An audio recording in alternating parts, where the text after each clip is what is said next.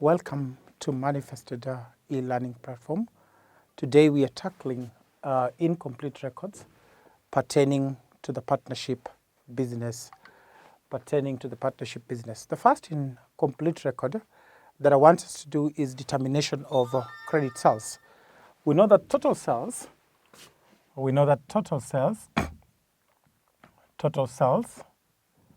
is equals to what we call the cash sales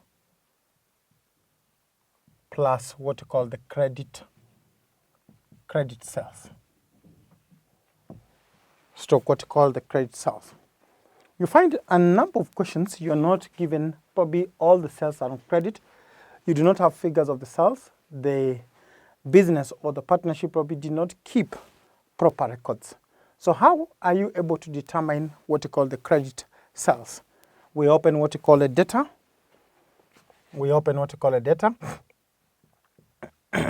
Data, stroke what we call receivable, control account. Data to receivable account. Data to receivable control account. So we have the balance brought down. And this is data at the beginning. The reason why we debit the balance brought down, based on double entry, we know that data is an asset. So the balance brought down for the data, that should be a debit balance because that is an asset based on the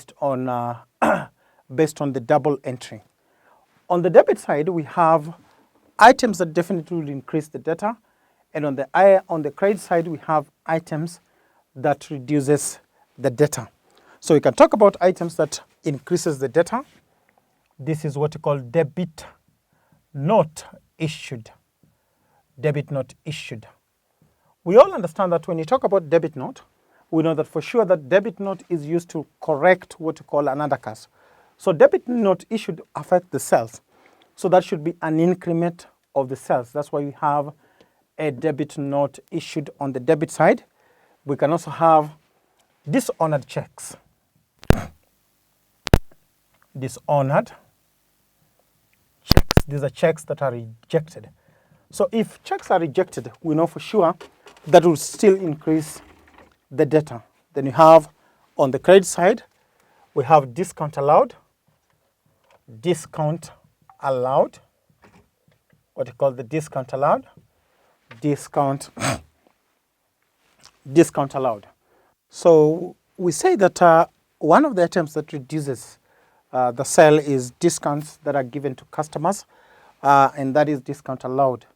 Then we have what we call return inwards. When you talk about return inwards, we're basically referring to sales that are basically returns. So sales that are returned definitely reduces the item data. Then we have what we call receipt. These are payments from customers, payments from debtors. These are what we call payments from debtors. That's what we call receipt, payment from debtors. That will reduce the amount of data, payments from debtors. Then you have bad debts. What do you call the bad debts? We normally know that the bad debts sometimes are written off. So bad debts will reduce the amount of data. Bad debts are normally written off, and that will reduce the amount of debtors. Then we have also what we call credit note. We say credit note, and the word is issued.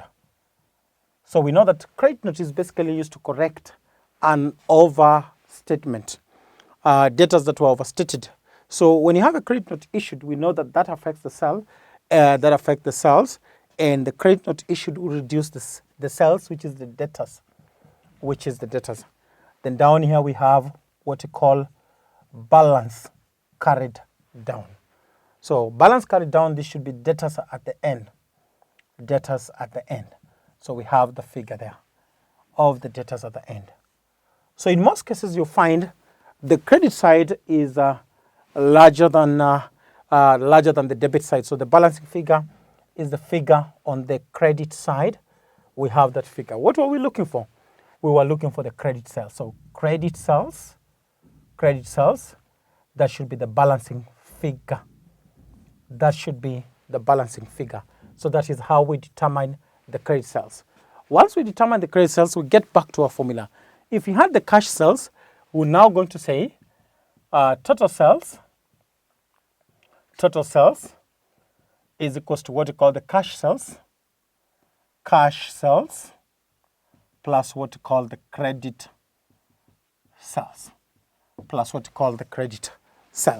So that is how we determine if sales, for example, when all sales are on credit and account records are not kept, we basically use the debtor stroke receivable account.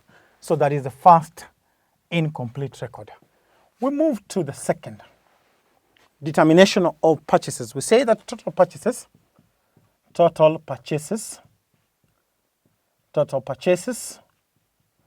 should be equals to cash purchase, what we call the cash purchase, plus what we call the credit. We call it the credit purchases, plus what we call the credit purchases. So we have the cash purchase plus credit purchase. Sometimes you're not given the credit purchase or all sales are on credit, but records are not kept. So we open what we call a creditors. We call it creditors. So what we call payable account, control account. Payable control account. Creditors to payable control account. The essence of this is basically to determine the credit sales. The essence of that is basically to determine the credit sales. So we have a balance brought down and now on the credit side, and that is the creditor. Why on the credit side? We basically say on the credit side because a creditor is a liability. Increase in the liability, we credit. Increase in the liability, we credit. So on the credit side, we have items that definitely is increasing the creditor. One of it is what we call debit note. We call it the debit note. Now debit note, we say received. We call it the debit note received.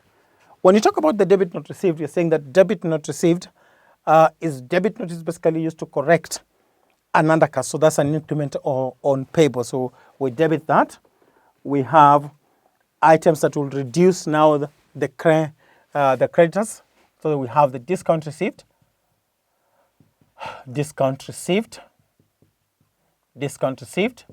We have the figure there for the discount received. Then we have purchases return, which we call return outwards. Return outwards is the purchases return that will reduce the receivable or the creditors. Not receivable, that will reduce the payable or the creditors. We have what we call payments. Payments to creditors. So we have the payments to the creditors. The payment to the creditors, reducing the creditor, the company has made to the creditors. We also have what we call now the credit note. We now call it credit note received. That reduces the payable. Credit note received, the figure is there. So we have the balancing figure at this end. We have the balancing figure. So essentially, because we're looking for the credit purchases, the debit side is going to be higher than the credit side. So we have the figure there. What were you looking for? That is what we call the credit purchases.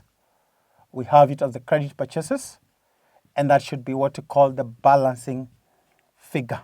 That should be what we call the balancing figure for the credit purchases.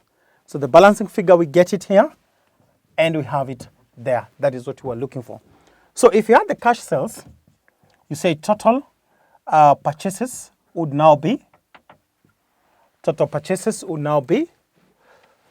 what we call the cash purchase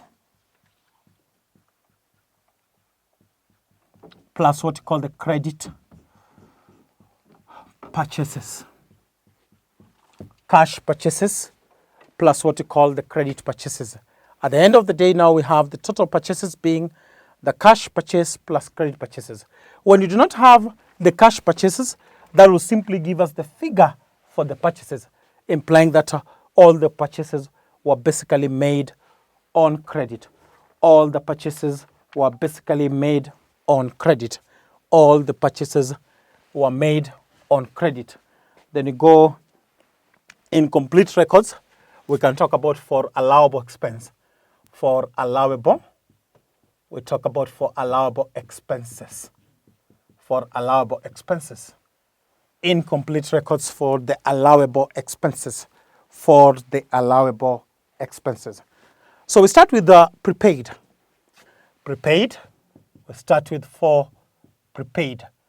For prepaid, that should be number 3, that is for the prepaid. How do we adjust prepayments? If you have prepayment at the beginning and we have prepayment at the end. So we basically say this, prepayment, that means paid in advance. So we say that expenses paid, we say expenses paid plus what we call prepaid. We have the prepaid brought down minus what we call prepaid carried down. So brought down should be at the beginning. When you talk about brought down, that should be at the beginning. That should be at the beginning. That should be at the beginning. This should be at the end. This should basically be at the end. We can go further and just have a T format now to understand it perfectly well. So T format, that is for expenses, for prepaid expenses. That is for prepaid expenses. So when you have prepaid brought down. So a prepayment, and in this case prepaid expenses, in this case for prepaid expenses, that is an asset for prepaid, that should be an asset. So we debit that. That is, we debit that. Then we have expenses paid, increase in expense, expenses paid, we also debit because increase in expenses, double entry, we debit. Then we have prepaid carried down. That is at the end, we have the figure there. We have our figure there. That is, we have our figure there. That is for prepaid, we have our figure there. That is prepaid carried down, we have the figure. So the essence of this basically is to define, is to get expenses for the year. So this is income, what we call income statement. Statement, that is expense for the year. If you're looking for the expense for the year. So the balancing figure, and that is the balancing figure, what you say, prepaid brought down plus expenses paid. Then you less the prepaid carried down, we get the expenses for the year. So that is, in case we have prepayment and we're getting expenses for the year, this is basically what we do. Then we can have number 4, we call it for accrual, so what we call outstanding expenses. Outstanding expenses. For accruals to what we call the outstanding expenses. Remember prepaid expenses, that is an asset in terms of double entry. And that's why we were brought down. We were basically adding to the expenses paid, which is also an increased double entry, an increase in expense through double entry. We know that that definitely leads to, that is a debit. That should be a debit. We need to close these ones here. So this is, will give us the expense for the year. As we have it, this should be for prepayment. If you're adjusting to get the expense for the year, we know that expenses paid, you had the prepaid brought down, that is at the beginning, you less prepaid at the end, that is prepaid carried down. And this is the T format in order to get the same thing. But essentially, if you look at this, this is much simpler. You need to understand. That is just to help you in order to get this. The T format is basically to assist you to get what we've noted here. Then now for accrual stroke outstanding expenses, we say that expenses paid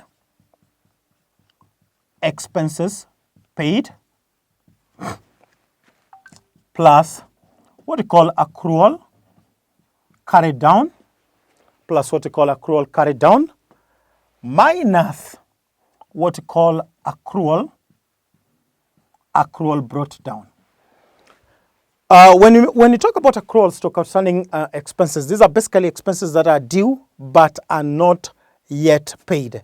Expenses that are due but are not yet paid. We know in accounting, when we talk about accrued expenses, those are liability, treated as liability. Accrued expenses are basically treated as a liability. So we can have a T format. Just to explain that, we can have a T format just to explain what we have for the accrual. So we can have that T format, the T format. So then we have accrual brought down. The reason why brought down is a credit balance, because that's a liability. We say that accrued expenses, those are liability. When expenses are paid, we debit. So expenses paid,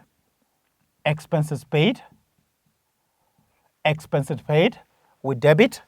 Then accrual at the end, we debit. Accrual carried down. At the end, we debit. So we have the figures at this very point. We have the figures at that very point. So we have it there, we have it there. What were we looking for? We call it the income statement. Income statement, that is the expenses for the year. Income statement expenses for the year. And that should be the balancing fee. That should be the balancing figure. So that is what you're looking for, expenses for the year. And that is the balancing fee. And that is the balancing figure. And that is the balancing figure. That is expense for the year, and that is the balancing figure. We have it there. That is adjustments for accrual, and that was adjustments for prepayment. And we have what we call the debtors control account that we use to get the credit sales. Or sometimes if all sales are done on credit, we simply get the sales of an organization. When you look at the total creditors or payable control account, the essence of it is basically to get the credit sales, where we're saying that total sales is equals to cash, total purchases is equals to cash purchases plus credit purchases. So the creditor stroke payable account is to get credit purchases. If we get the credit purchases and we have the cash purchases, we come and get the total purchases, which is going to be cash purchase plus credit purchase. If an organization does not have a cash purchase, then essentially this creditor stroke payable control account will assist you to get what we call the purchases for the year. That is basically on the incomplete record that pertains to the partnership.